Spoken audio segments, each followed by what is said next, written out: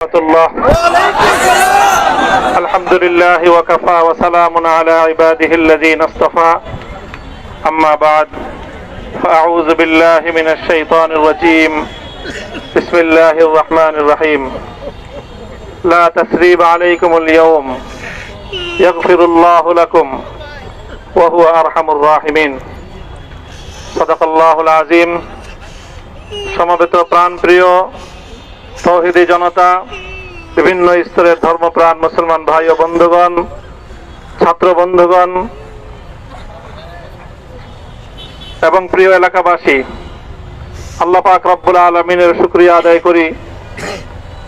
আল্লাহর দ্বীনের কথা বলার অপরাধে, আল্লাহর দ্বীনের বিজয়ের ঝান্ডা এবং কেতন উড্ডীন করার প্রত্যয় ব্যক্ত করার অপরাধে, আল্লাহর জমিনে আল্লাহর দ্বীন প্রতিষ্ঠার আন্দোলনের অপরাধে আমরা অনেক ভাই কারারুদ্ধ হয়েছিলাম। পর্যায়ক্রমে সকলেই আলহামদুলিল্লাহ জিন্দানখানার লৌহ প্রাচীর ভেদ করে মুক্ত জীবনে ফিরে এসেছেন। সর্বশেষ আজ আমার মুক্তির মধ্য দিয়ে 2021 সালে হেফাজতে ইসলাম বাংলাদেশ এবং এদেশের আলেম সমাজের উপর ইতিহাসের অন্যতম এক গভীর ষড়যন্ত্র এবং চক্রান্ত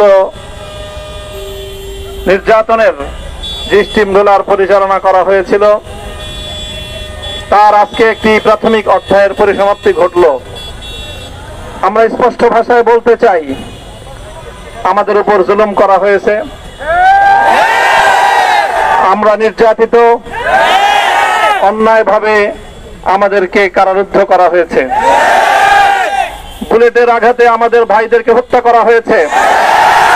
আমরা যখন আমাদের সন্তানদের লাশ এবং তাদের রক্তমাখা বুলেট বিদ্ধ সেই মরদেহকে সামনে রেখে আমরা যখন আমাদের ন্যূনতম প্রতিবাদটুকু উচ্চারণ করতে গিয়েছি, তখন আমাদেরকে কারারুদ্ধ করা হয়েছে, আমাদেরকে নানাভাবে নিষ্পেষণ করা হয়েছে, আমাদেরকে জনগণ থেকে বিচ্ছিন্ন করার সব ধরনের অপচেষ্টা চালানো হয়েছে। আমি আজ এই মুহূর্তে আমার এই মুক্তি উপলক্ষে আমি বলতে চাই, আমাদের উপর জুলুম করা হয়েছে, এটাকে আমরা সহ্য করে নিলাম। আমাদের ভাইদেরকে হত্যা করা হয়েছে, সেটাও সহ্য করে নিলাম। আমরা আমার সন্তানের লাশ কাঁধে তুলে নিয়েছি, সেটাকেও আমি হাসি মুখে বরণ করে নিলাম। আমাদেরকে অপমান এবং লাঞ্ছনার সব ধরনের ষড়যন্ত্রের সম্মুখীন হতে হয়েছে, সেটাও আমরা হাসি মুখে বরণ করে নিয়েছি। কিন্তু আল্লাহর জমিনে আল্লাহ এবং তার রাসূলের কোন সম্মান এক মুহূর্তের জন্য আমরা বরদাস্ত করে নেব না। আমরা আমাদের সর্বোচ্চ ত্যাগ এবং কোরবানি স্বীকার করতে প্রস্তুত রয়েছি, জীবন দিতে প্রস্তুত রয়েছি। আল্লাহর জমিনে আল্লাহর দ্বীনের ঝান্ডা সমুন্নত করেই আমাদের যাত্রা থামবে ইনশাআল্লাহ। হয়তো শাহাদাত, নয়তো খেলাফত ইনশাআল্লাহ। আল্লাহর জমিনে খেলাফত প্রতিষ্ঠার যে আওয়াজ পৃথিবীর দিকে দিকে উচ্চারিত হচ্ছে, সে আওয়াজ বাংলার জমিনে খেলাফতের এই আন্দোলনকে চূড়ান্ত গন্তব্যে পৌঁছাবে ইনশাআল্লাহ। আমি বাংলাদেশের আলেম সমাজ, হেফাজতে ইসলাম বাংলাদেশ সহ বাংলাদেশ খেলাফত মজলিস সহ সকল ভ্রাতৃপ্রতিম সংগঠন, সকল ধর্মপ্রাণ, ইসলামপন্থী বিভিন্ন ছোটখাটো মতভেদ, মতবিরোধ, মত পার্থক্যের ঊর্ধ্বে উঠে যারা এলায়ে কালিমাতুল্লাহর এই এক বাণীতে বিশ্বাসী, আল্লাহর জমিনে আল্লাহর দ্বীন কায়েম করতে চাই, আমাদের তাআলু ইলা কালিমাতিন সাওয়াইন বাইনানা ওয়া বাইনাকুম এই এক মন্ত্রে উজ্জীবিত হয়ে আল্লাহর দ্বীনের ঝান্ডা সমুন্নত করবার এই আন্দোলন এবং সংগ্রামে আমি নিজেকে উৎসর্গ করার ঘোষণা করছি। এবং আমার সকল ভাইদেরকে, আমি সকল উলামায়ে কেরামকে এবং ধর্মপ্রাণ মুসলমানদেরকে, ইসলামী নেতৃত্বকে ঐক্যবদ্ধভাবে এই সংগ্রামের ঝান্ডা সমুন্নত করবার, ধারণ করবার আহ্বান জানাচ্ছি। এবং আপনাদের সকলকে আবার শুকরিয়া জ্ঞাপন করছি যে আজকে আপনারা এভাবে আমাকে উৎসাহিত করেছেন, উজ্জীবিত করেছেন। আল্লাহ পাক আপনাদের সকলকে উত্তম বিনিময় দান করুন। প্রিয় ভাইয়েরা,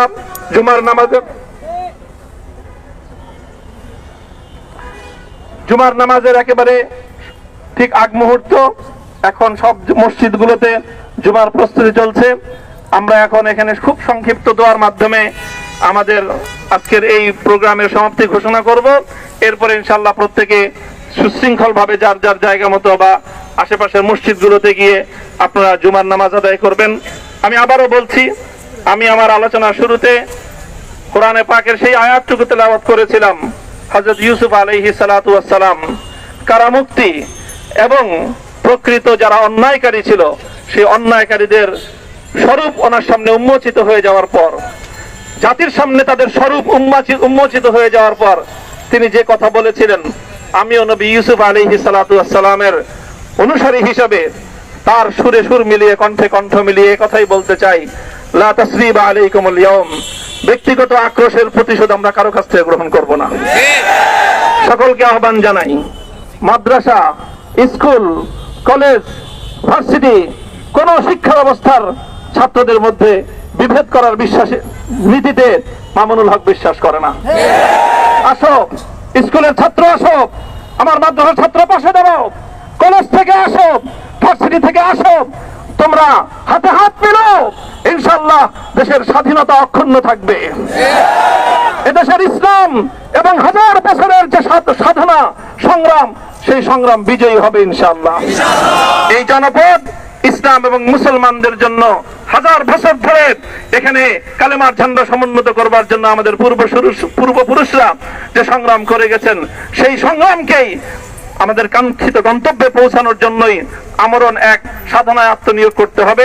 সেই আহ্বান আমি সকলের প্রতি ব্যক্ত করছি। ওয়া আখিরু দাওয়ানা আলহামদুলিল্লাহি রাব্বিল আলামিন।